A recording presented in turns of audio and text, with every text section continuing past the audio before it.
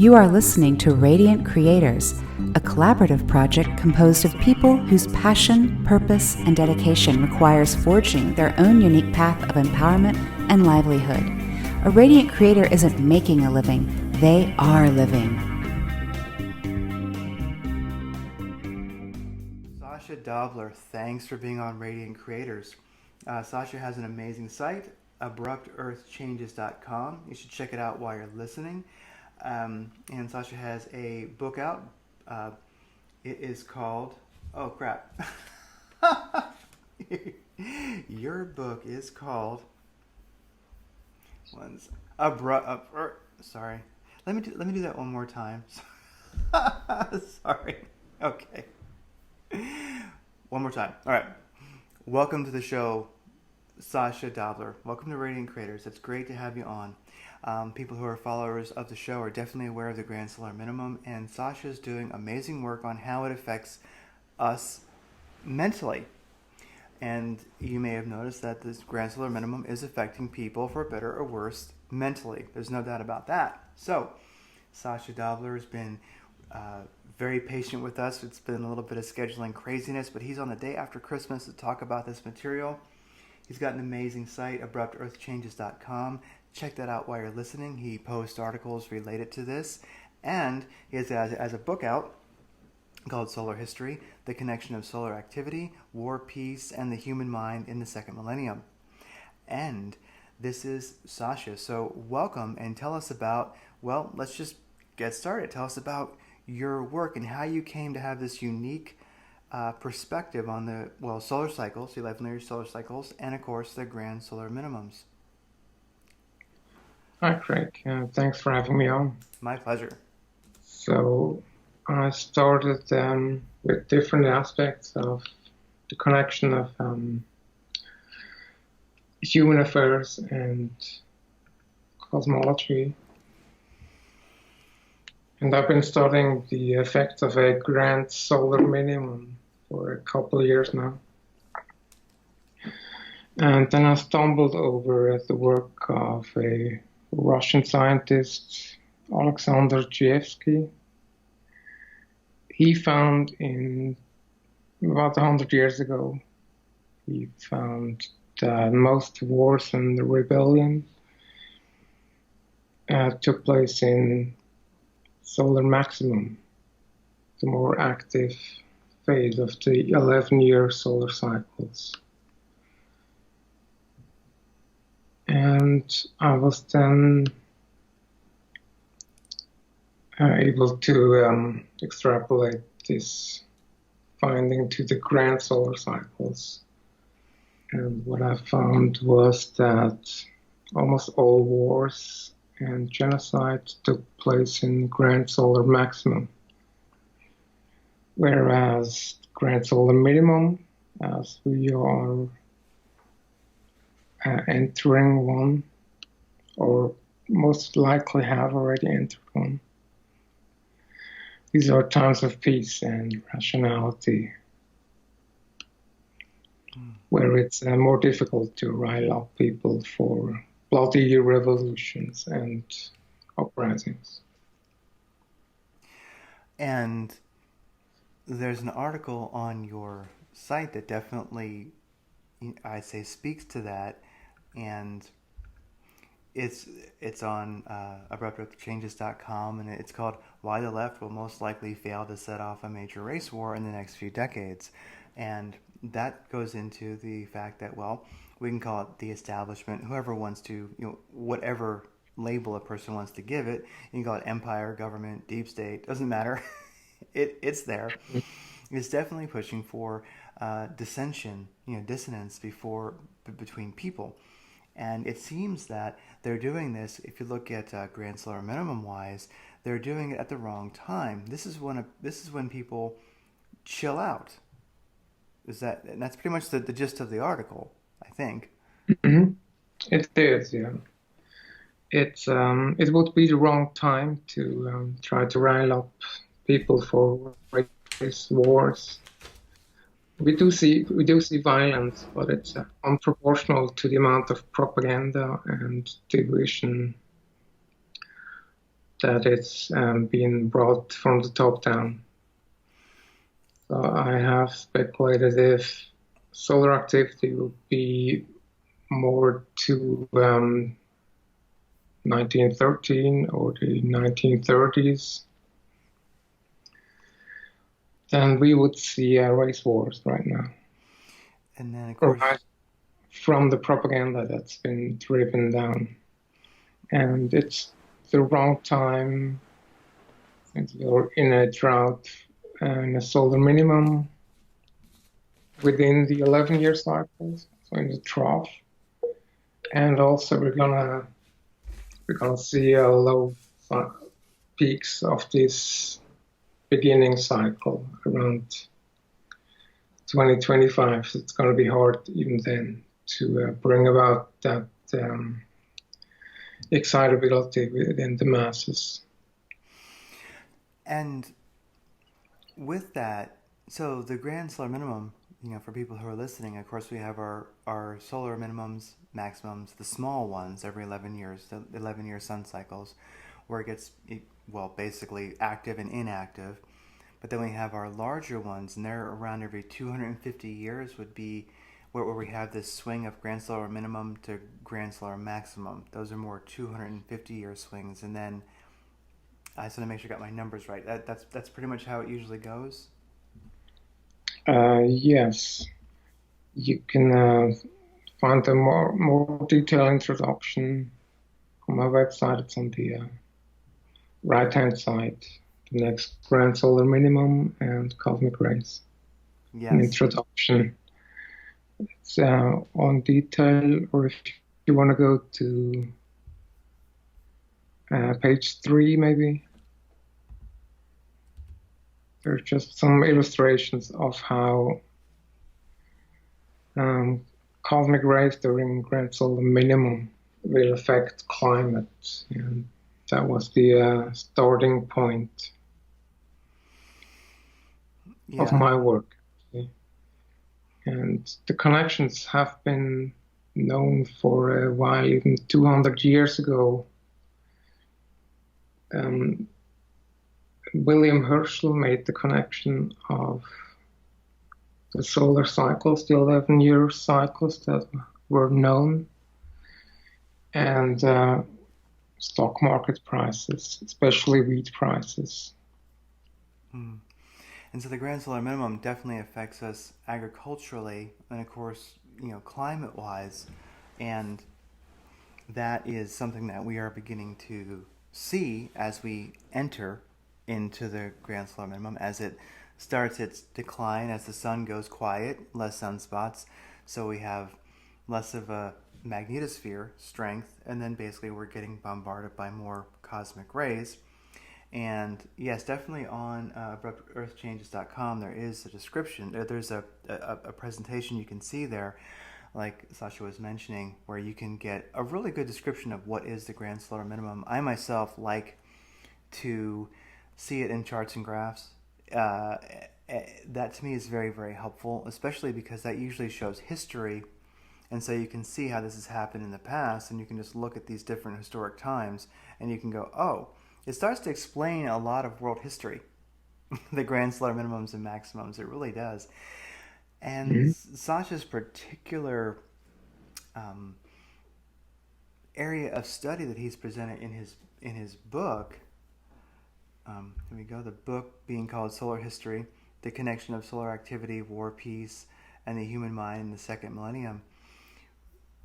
As is presented there, these grand solar minimums and maximums are affecting the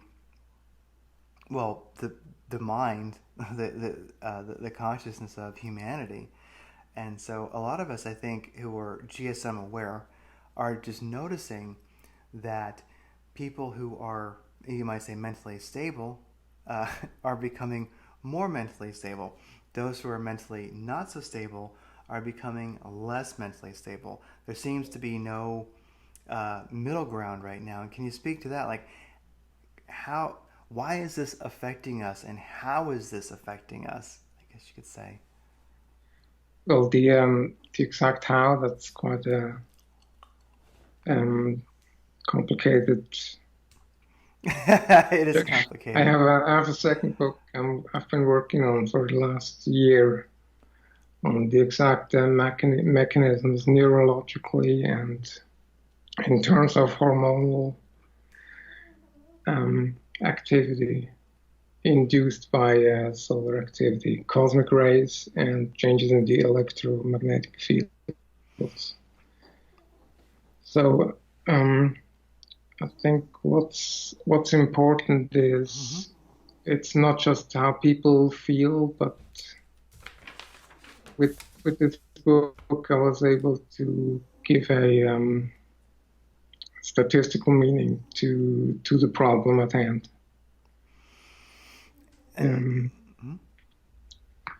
I could show that the wars indeed do start in maximum, and they are very rare in solar minimum. And many times of invention and social progress were directly correlated to these grand solar minima, which is at odds with the intuition that if in a long term there are food shortages and crop failure and so on to be expected. But I was able to show that the effects on human behavior are actually more direct than on the economy and on crop failure or success. So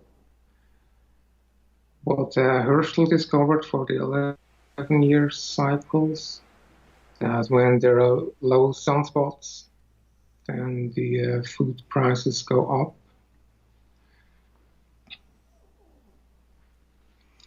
It turns out that in the grand solar cycles, the opposite takes place. So there is, in the grand maximum, there is more food available, but then people and governments, they fight over it more. And we can go to, let's say there's a connection at just 1 second. Inequality rises in grand maxima, which is also unexpected. So everything's a bit the opposite food of prices. Food prices rise, which is directly correlated to the mass excitability in maxima. So everything kind of happens opposite of what we would expect. Which brings a positive aspect to a grand solar minimum. And that's really something, because the minimum, which nobody else has been talking about. It's usually about preparing and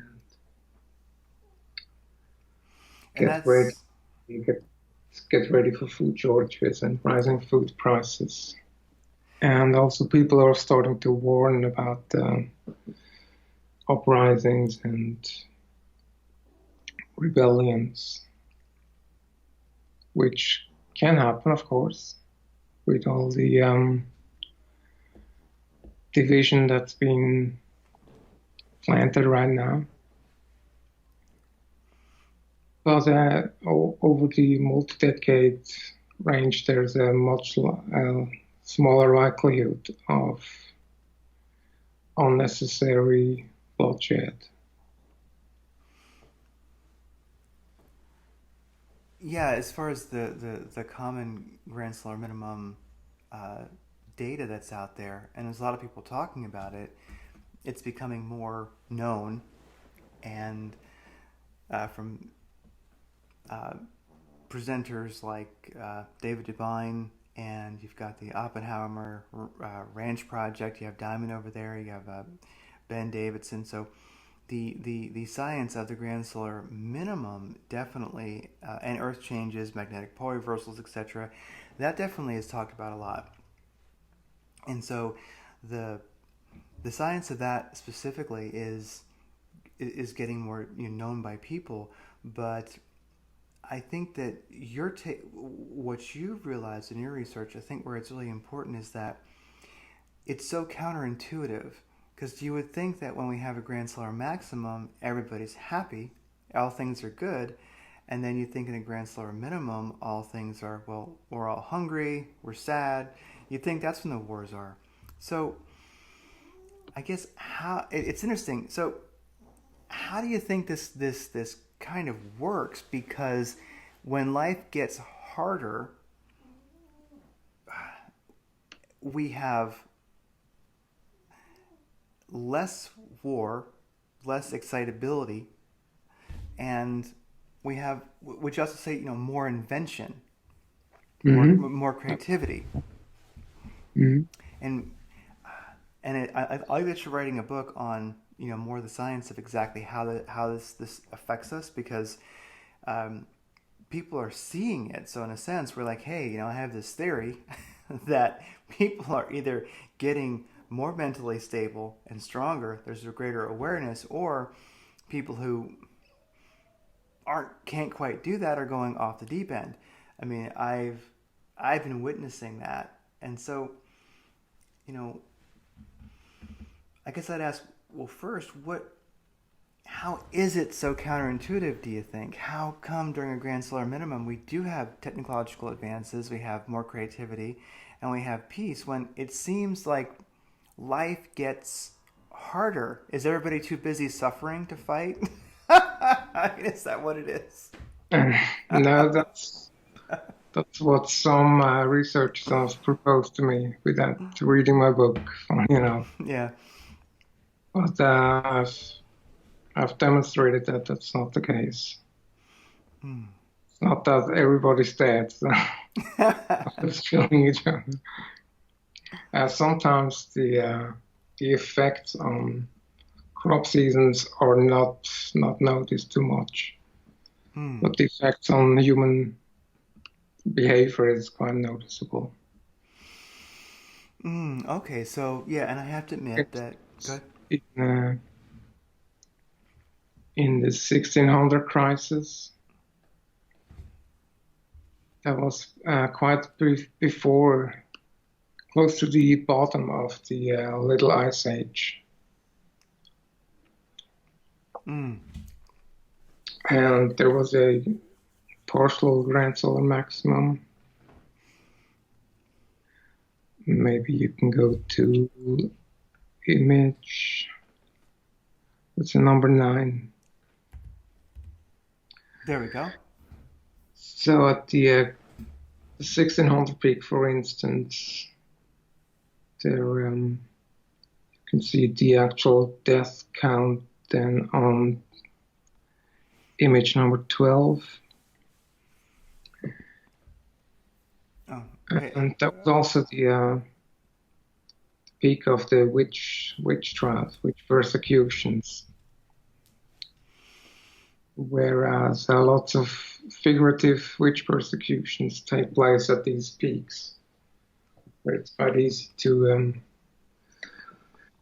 for the puppet masters to get people to hunt down undesirables. That was when the witch hunts took their greatest tolls, and the wars of religion and all that. At this peak, but the temperature didn't rise too much.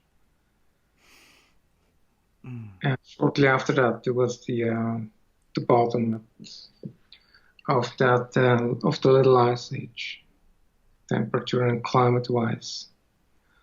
But then the killing stopped, more or less, or declined significantly. And it went up with more stable weather and higher solar activity again.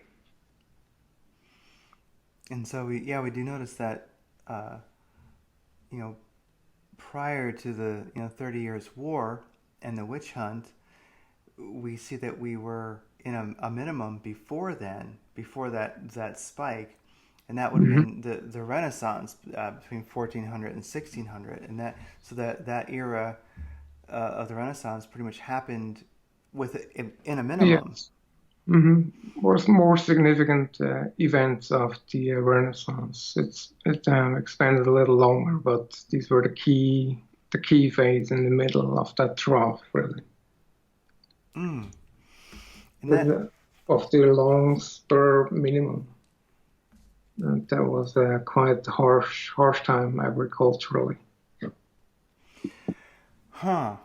And so now we definitely have different agriculture than we did at the time, for better and for worse. We do have uh, monocropping, and we have our farming is, well, it's there's some aspects of it that are good and some that are not. I guess I was a farmer for a while. I was an organic farmer, and even when you're growing organically, if you're monocropping and such, you're still doing not the greatest things for the environment.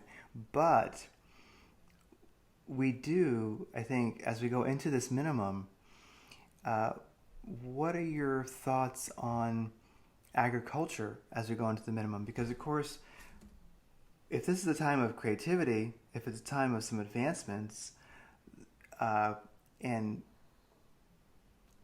we're, of course, how do I put this? We have better technology than we did in the past to produce a lot of food out of the ground that we have. And of course, we can also now go indoors. There are large, hydroponics farms being built indoors, so it doesn't really matter what the weather is outside. If you're growing it hydroponically inside. And so, with this increase in creativity and awareness that we have, probably coming during this next minimum as we enter, we have a lot of people on Earth. We need a lot of food every day. How do you think? Do you think we're going to have advancements that basically sort of cancel out that minimum period to some extent compared to how it's affected us in the past, food Well, wise? that would take quite a while to Mm. get this started. It should have been prepared quite in advance, but over the multi-decadal time frame, there will be advances. It's very likely that we get better methods of getting food and more cooperative efforts between people and maybe between country or other entities.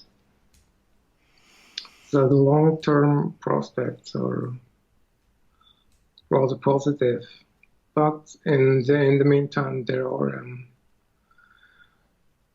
little preparedness on the level of governments to feed people if we have more seasons like you have in the US with lots of flooding. So there are adaptability problems for sure, and means to prepare for it individually. Mm. Yeah, because I mean, it seems like even best case to prepare individually would be a good idea. The idea of large hydroponic farms and such being indoors, they can be built quickly. They can start producing, and there are some, but in that interim, especially since we can kind of count on weather being crazy and not necessarily being in our favor, and we look at, okay, governments are going to have to get along, people are going to have to get along. Well, that usually doesn't happen. But we are going into a Yeah. grand solar minimum. Where with the grand solar minimum, maybe it's neat how it kind of works out. Where we're going to have hardship, but also less of a propensity towards excitability, as I think you call it. And so Mhm. it's almost like Less, life gets harder, but people become smarter and more peaceful. as you broke out there a little Oh bit. I yeah, didn't hear that last. Oh yeah, sentence. so it seems like life gets harder, especially agriculturally and feeding people wise. But at the same time, people become more peaceful mentally, and they start to advance mentally if they're able. So it it's almost like nature has built in a way for humans to deal with the grand solar minimum intellectually and actually use it as a positive time. Yes, exactly. That's what we can observe, and that's also what leads to evolution, not in the sense of genetic leaps by mutations, but then by selective pressure for these new societies. And violence-wise, we are doing better each maximum. Mm. So it's kind of a two-step up, one down. If you like. No. So violence doesn't go all the way up to the level of the previous maximum.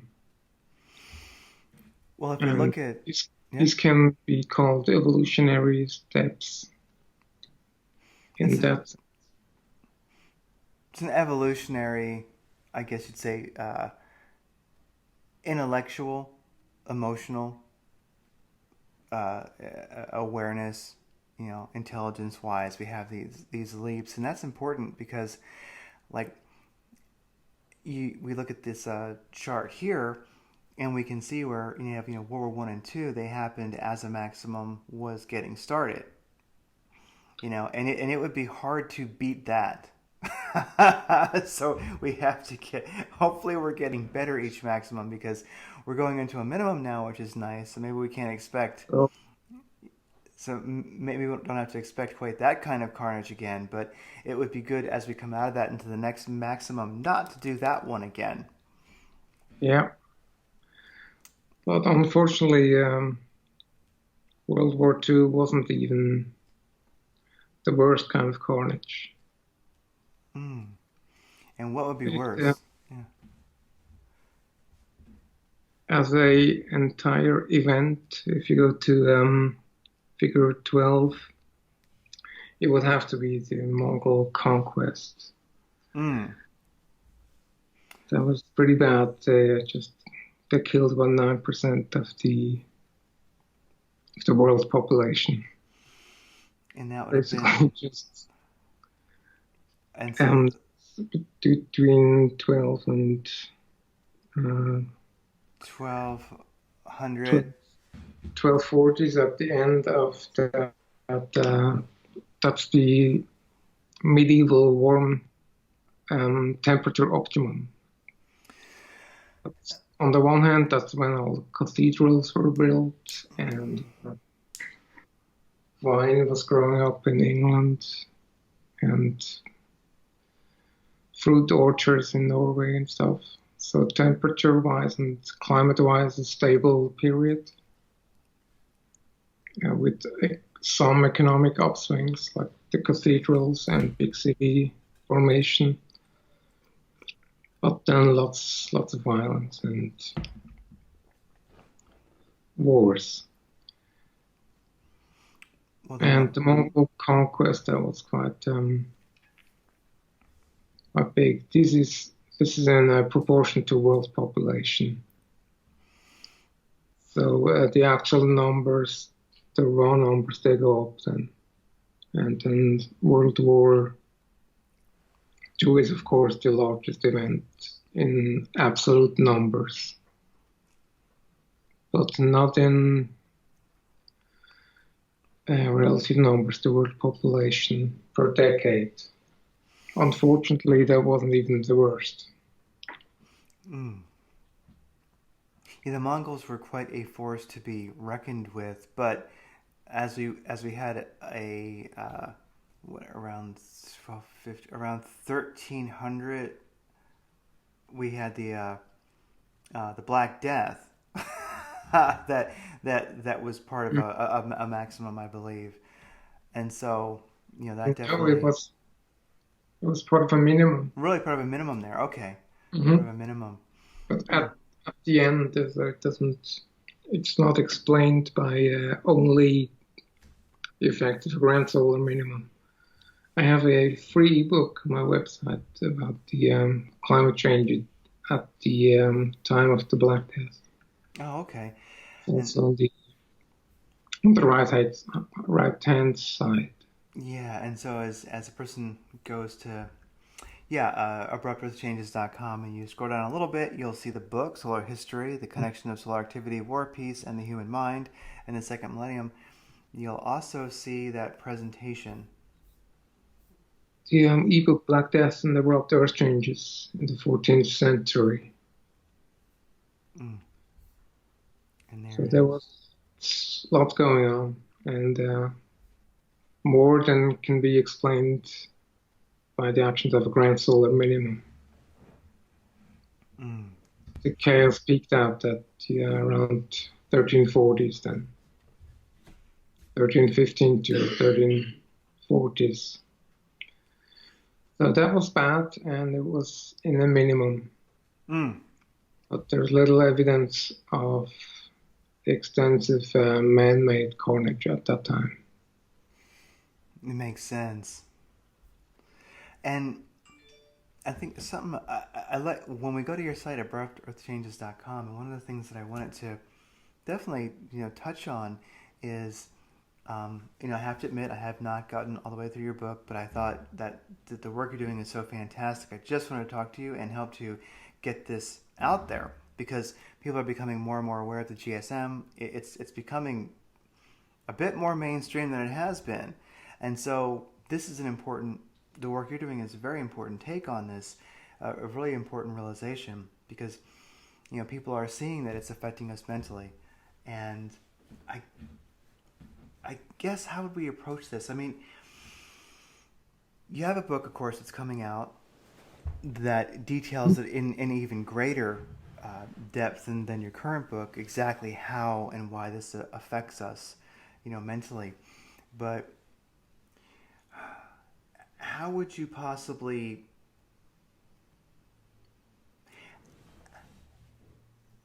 how would you recommend people who are, let's say, aware that there are changes in their consciousness happening, that they have it together? Maybe they're having greater creativity, let's just call it a greater awareness, and they've got that, but they're also watching people around them and family and friends and their community. They're also seeing a lot of people they're not doing that. They're being negatively affected. So it seems like right now you've got people evolving and devolving, and it's happening simultaneously. So how do people cope with that who are lucky enough to be on the evolutionary side of things? Can you help them understand the world that they're finding themselves in right now? Well, I wish I could give a simple answer, but no, it's obviously a very complicated affair, and I think in such a transition phase where we can expect the solar activity to drop in the next about 3 decades, beginning now, or haven't it? According to NASA, they put up there will be image number one. So that's the NASA projection. Yes. But we could barely get to Dalton minimum levels in the next 5 years. So we're looking at a transition phase if the trends continue. And it's I don't know what advice to give, but I hope it will help to see that these connections are strong and statistically significant. And also, it might help people to understand why things are not the way they thought, or to see people change in behavior. On the other hand, the lack of aggression can also lead to laxity with a negative effect also.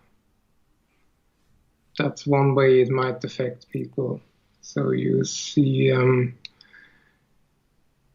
whenever people lose any kind of constructive defensive aggression, they tend to just give in. And we haven't seen that recently. But it seems that the decrease in general aggression and excitability leads also to some people just to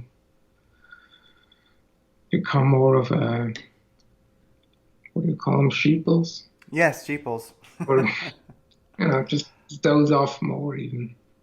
We also call them gray blobs. That's one of the terms. They become gray blobs. And, well, it would make sense. I mean, I have noticed people that are prone to depression and addiction have been getting worse.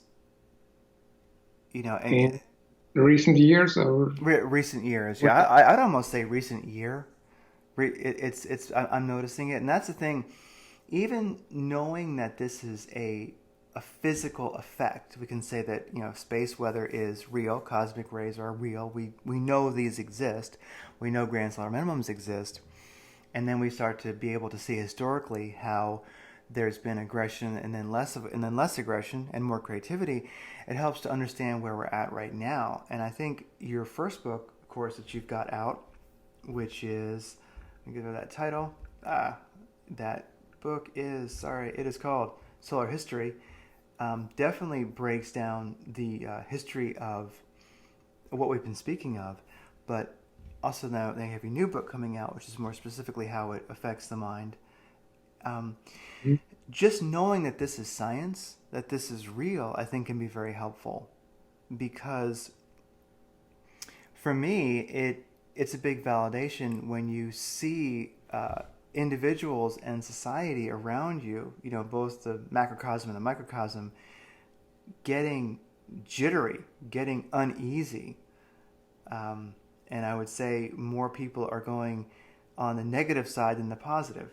That's just maybe my perspective will change, but it seems that you really have to learn how to be at peace in the midst of hell, quite possibly, and just knowing just knowing that it's real, I think is a huge help for people. That's what I hope. Yes, that's my inspiration to pursue this field. And in my direct vicinity, I see more those who don't seem to be positively affected. They would rather doze off, but I don't see people getting worse in that sense too much. So the overall effect is rather positive in my immediate circle. And I imagine it's of course, different for every individual, the environment they find themselves in. I mean, here in America, we love our opioids and we love being angry, and I mean, you start, so maybe we're already a little bit, primed for craziness. It's very possible. But, it's very possible. You're after all in the land of the revolution. Yeah. And you quite literally invented freedom. That's something. And also, Americans are a little more prone to criminality. It seems to have been a part of the pioneer spirit. The circumstance seem to have selected for a certain type of people to go and stay in the founding phases. Lots of people came back that just didn't like it. Came back to the French Revolution or whatever, to social justice. It's a strange thing, and when I look at today's world, I look at the politics, I look at the craziness out there, it makes sense that something's happening, because I'm sensing, like, I believe you mentioned that in your research you do see during these grand solar minimums a certain awakening that happens, and it seems that something I think is very important is that it feels like we're in a sense of in a time of upheaval right now, because I look at, for one thing, a lot of the systems that would seem to be insurmountable, let's say, like, are starting to get shaky, and you look at it and go, wow, there's got to be something happening, because like, for instance, I'm very interested in cryptocurrency. Let's just say Bitcoin. The central banks and the governments, they don't like that at all, but yet they don't seem able to get rid of it. They try to co-opt it. They try to say it's only used by criminals, but yet they just don't seem to be able to do what they'd like to, which is get rid of it. But they just can't. And so, if there is an evolutionary, something happening intellectually and mentally, one place I think I'm seeing it is the fiat currency. Really, the world's, currency being one of the major ways that world governments control people, control everything. Banks, basically, a part of that. Well, they're starting to lose control of one of their huge methods of controlling, regulating humanity. I mean, and I watch this, and I some days I'm cynical, some days I'm more positive, but I look at it and go, I do not believe that the world governments and the financial institutions like the banks are allowing this. It seems other than they're being forced. It would seem very strange if they would just pretend they can't stop it. Can't see a good reason or a good strategy for that. Yeah, it's funny. It's. Do you? So you're certain they can't stop? Well, cryptocurrencies, for instance. It's rather confusing, because I think that, of course, we look at politicians, look at governments, and you can see where they certainly do not always say what they mean. Of course, they just kick out propaganda, and I don't think that our government or our banks, basically, here in this country, want cryptocurrency to exist. I think they would like to do what they can to stop it. So they do try to co-opt it. They try to crash it, basically, since it's still a small market that they can manipulate, and it's very manipulated, just looking at Bitcoin alone. But yet, it has gone from, pennies to, like today, like $7,000, and it's been up as high as almost 20 before. And I think regardless of their efforts to get rid of it, over the years, it keeps increasing in value, and it's everything that they don't like. It's the transactions are transparent. They're not private in Bitcoin, but you can do international trade in Bitcoin, and there's no middleman, and so. Already we're seeing international trade in grain and foodstuffs in general happening in Ethereum, another cryptocurrency, because the effective way that contracts are written into that blockchain, so it ensures payment will flow properly. So even though I don't buy, I think sometimes they like to play friendly and say, well, we're okay with it if we just regulate it.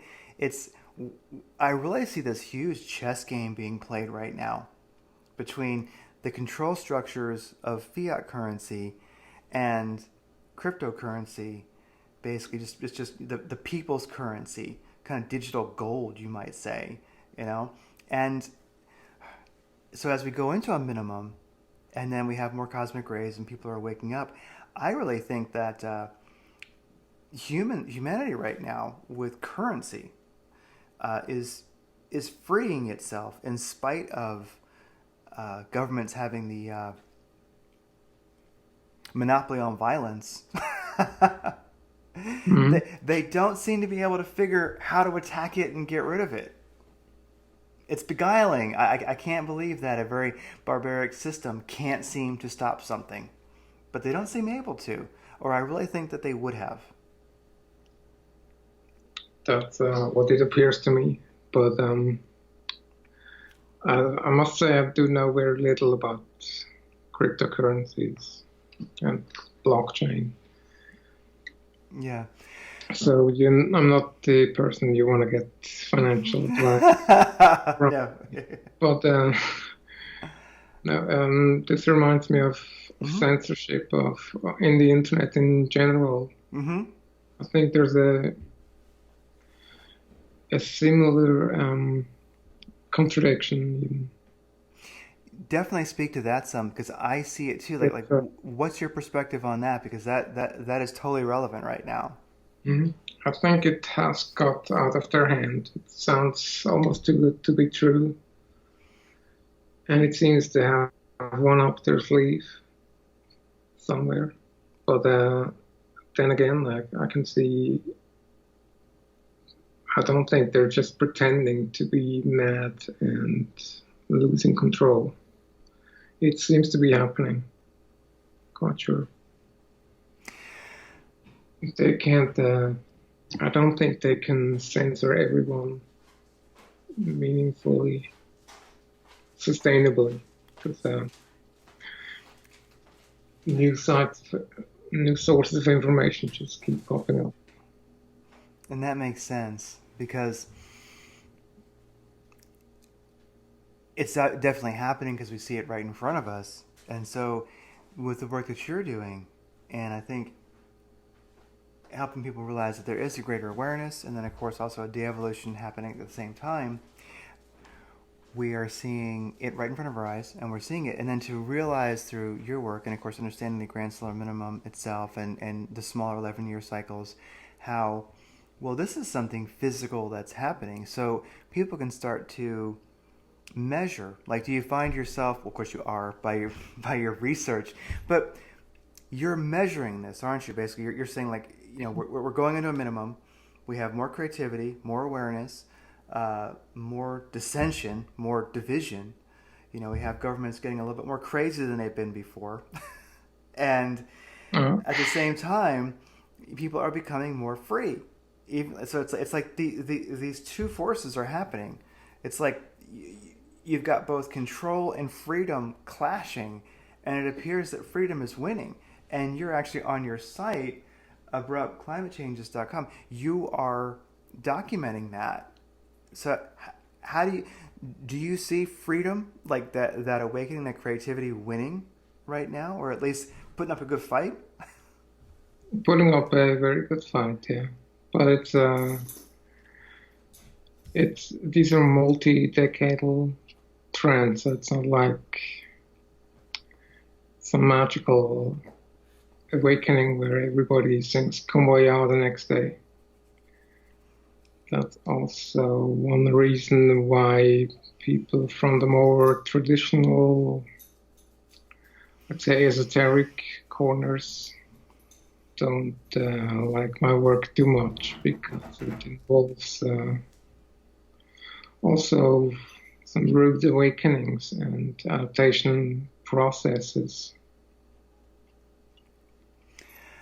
And we're only starting our descent into the grand solar minimum. So what we're seeing right now, would you say it's only the beginning of what's to come the next few decades? That's my guess. I'm not a prophet, of course. I'm just going by the data, and there's not right now lots of enthusiasm. People claiming for certain that the grand solar minimum has begun, but it would have to turn out first before we name it and officially declare it. But if trends continue, we are going to see more of a literal waking up, as ridiculous it may sound to many people. But that's what we can see. How do you define that waking up? One aspect is the actual measurable concept of consciousness, beyond from the way it's used, maybe in, again, I would say esoteric, but I don't mean to bash on any belief system as long as it's peaceful and constructive. So I'm not here to disprove anyone's beliefs or anything. But consciousness has a measurable brain function. It can be visualized in the EEG graphs. You have oscillations of brain waves in the region of 40 to 45 hertz. That's where complex cognitive activity takes place and state of consciousness. And that's also what is used to treat aggression and depression in trials. We're seeing more and more in transcranial magnetic stimulation, for instance. They use these kind of frequencies to treat cocaine addiction, for instance. And there's a realm of science in this field, which then connects to the Schumann resonance, which has also been put in the esoteric corner. But there's some very real aspects to brain function and behavior to that. And that'd be something, if you could touch on that, because when people go to your site, abruptearthchanges.com, one of my favorite features there is that the Schumann resonance is there. You can see where it's at today.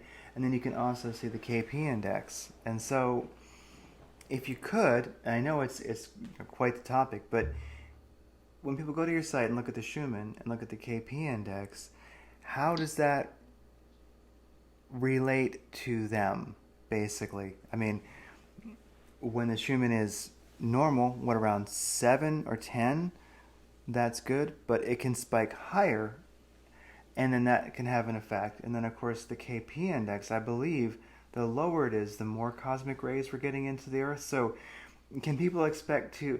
how can people use those, basically, when they look at them? Well, it's first of all, it would be interesting to see if you can sense anything before you look at it. So I can have a little bit of brain damage and some metal in my brain. So I react to the KP Index. I can feel geomagnetic storms usually with a reliability of about 80% or so before they arrive. And people react to it, quite many actually, when it goes up to the red and the orange. And that'd be the capes KP? and on the lower graph, the KP index. KP. And it's a measurement of geomagnetic storms. If it goes all the way down, then there's a couple of studies that showed the inclination of telepathic abilities, believe it or not. That's actually established. So if you go to the KP index and it's all the way on the bottom, Yep, there it is. some people are at risk of psychiatric emergencies, unfortunately, as well. But then there's a greater concentration of psychic abilities and documented, statistically defined concentration of telepathic abilities. And at the peaks, then there are higher murder rates when it goes up all the way up to the red. It's connected to murder rates and also wars. For instance, historically, we can go back to image. One moment, please. Mm-hmm. Oh, I certainly can. Let me go back to that. Yeah. Let me. I can switch to... Okay, so image 10 maybe? Yes, let me go back to that. Image 10. So these are naked eye sunspot observations. There we go. In the black is the anthropogenic death toll, not normalized by inhabitants. And you can see what people saw. They saw these sunspots with the naked eyes. The Chinese have better records for some reason. That's before optical telescopes. So sometimes people saw the sunspots through the haze or fumes in wildfires. And Chinese possibly had jade filters to look at sunspots. Very large sunspots were seen with the naked eyes in, I think, around 2000. So the large ones can be seen. But the most reliable records we have from 1600 onwards. And going back to the KP, I haven't got it on here. Mm-hmm. I do But, have... Oh yeah, the KP index. Geomagnetic storms are concentrated at solar maximum. And then murder rates are they peak directly at these geomagnetic storms when it goes up to the red. Oh, on the KP index. Gotcha. And that is... And sorry, I'm looking back and forth here. Yeah, so I can switch back to the... Let me switch, and I'll go back to the... Here we go, where we can see it on the site. The KP index there. So there you go. You can see it. There's the Schumann up top on the right, and there's the KP index on the bottom right. So, and those two are on your site, and I really think a great app. And yeah, I put some effort into creating this, but I have not gotten anything that I can release yet because it's not functional, it's not done. But I'd love to make a calendar where you basically chart how you feel, have a few criteria. Are you positive, dizzy, whatever? A very few criteria that you select, like 1 to 5 or whatever, on a daily basis that would also include the Schumann and the KP Index. And like you say, if a person could, before they actually see where the Schumann and the KP is at, if they would say, how do I feel today? Ding, ding, ding, couple criteria and select it. I would love to get a large amount of people who were just on certain criteria, charting how they felt every day. And then you see the overlay of the Schumann and the KP Index. And that's something I'm working on. The hard part is just actually so far is getting the Schumann resonance info. You can see it like this with the chart, and it's good, but I need to be able to actually pull that raw data from somewhere. Nobody actually has that public that I can find yet. So still in the works, but I would love to start measuring that, and I think a lot of people would have interest in that. It'd be interesting, especially over time, with a nice sample size, what we figured out, what we saw, what the correlation was. Mm-hmm. Yeah, that sounds a reasonable project. People do monitor these effects, in particular for health risks and heart rate variability, and psychiatric emergencies. But they usually focus on the negative effects. With Schumann resonance, some people can feel it in advance to raise up. It's connected to solar flares also, and to coronal mass ejections. And the interesting part is, of course, when the signal goes up to the higher frequencies, and some people are reacting directly to this in the sense of resonance absorption or brainwave entrainment. So for the basics, you often hear the Schumann resonance is 7.83 hertz, and that's the harmonics, and that's the kind of a healing frequency. It is used also in healing practice in some alternative medicine to expose people to an artificial Schumann resonance. And they usually speak of the 7.83 hertz or 8 hertz frequency, which is the one of the lower bands and the most dominant, but it's not the entire Schumann resonance spectrum. And if there is a resonance absorption, it would correlate or overlap with the EGG, the brain frequencies, which would be at this lower frequency.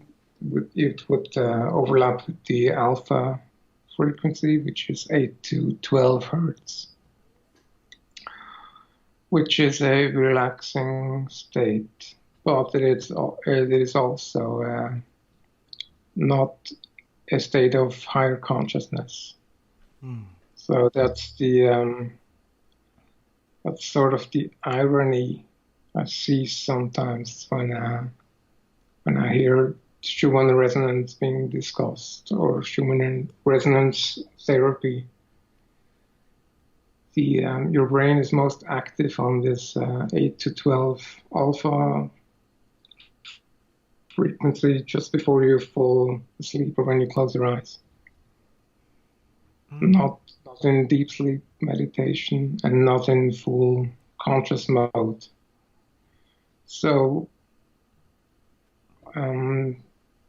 in theory, the ideal point of awakening would be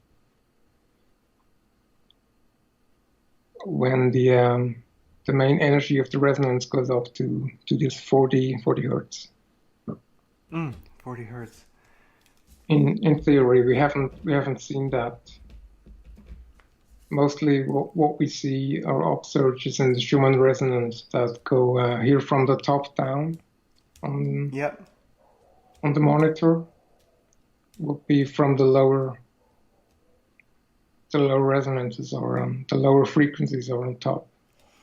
Usually you just see this white streak coming down, and people do react to that in various ways. But for a purely theoretical magical awakening, we should see a white bar on the bottom of this graph here, of this monitor. Yeah, and that white bar would be around 40 hertz, right, to get it just right. Yeah, we definitely see spikes, but they're only a matter of hours. You know, we can see it go up into the 30s, even the 70s. I mean, it really gets up there a bit, but they are momentary. You know, I guess I'd be curious what it averages over time. But yeah, I think that I feel it. I know when it starts getting above 30, and the higher it gets, I would say it just makes me aggravated. That's it. Okay. But it's really something to start charting. See, I definitely encourage people to go to abruptearthchanges.com, and you've got the Schumann and the KP Index, and it's not a bad idea to think to yourself, okay, how do I feel today? Happy, sad. I guess you got to kind of make some criteria for yourself, and then just note that, and then look at the Schumann and look at the KP and see where they are, because there's a correlation, and it's something to see. It's something to be aware of. And I think along with the work that you're doing, with the grand solar minimum and maximum, and showing how that affects us mentally, and ultimately physically also, this is a great way that I think, just looking at the Schumann and looking at the KP index, if people start becoming aware of that, I think it has a value. Yeah. Yes, it does. Especially as this proceeds, and we are seeing less of these spikes in the KP index. It will be of value to plan as societies, I think. But there's also a potential danger. I don't think your listeners are apt to fall into this, but there's also a danger to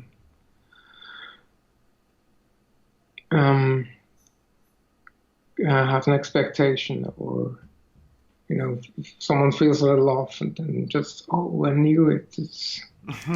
It can become a self-fulfilling prophecy for some people. Also, but overall, yes. There's in this book, in the solar history, there is only a short chapter with a few papers that are relevant to this so far, but I will go into details of how these things are connected. And yes, such a diary would be, on a large scale, would be very interesting to have in the next couple decades. Definitely start keeping that, and it's something. It's definitely a project that we have, is making that available and easy to people, where you can just sign up at a site and you can start entering your data daily how you feel, and then of course it would overlay the KP and the Schumann, because people feel it and they're aware, and it's a great way to get in touch with your universe. I mean, it really is, to start seeing how it affects you, because we are only beginning this Grand Solar Minimum descent. And it's interesting because I'm seeing the world and I'm excited at the changes that I'm seeing, and I'm happy to see a lot of these large control structures that need to go get ready to go, because I don't think without something drastic we're going to see an evolution for humanity, and this is it. So we're living in this great time.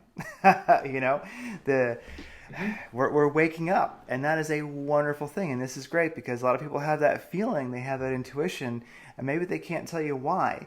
And a great aspect of the work that you're doing, and why I really wanted to get you on and talk to you, is because, hey, look, here's some science. This is what's happening.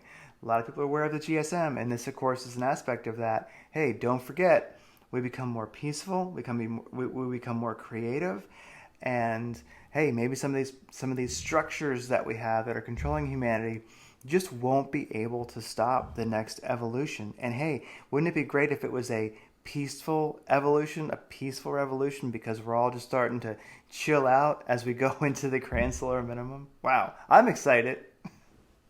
So am I. Yeah.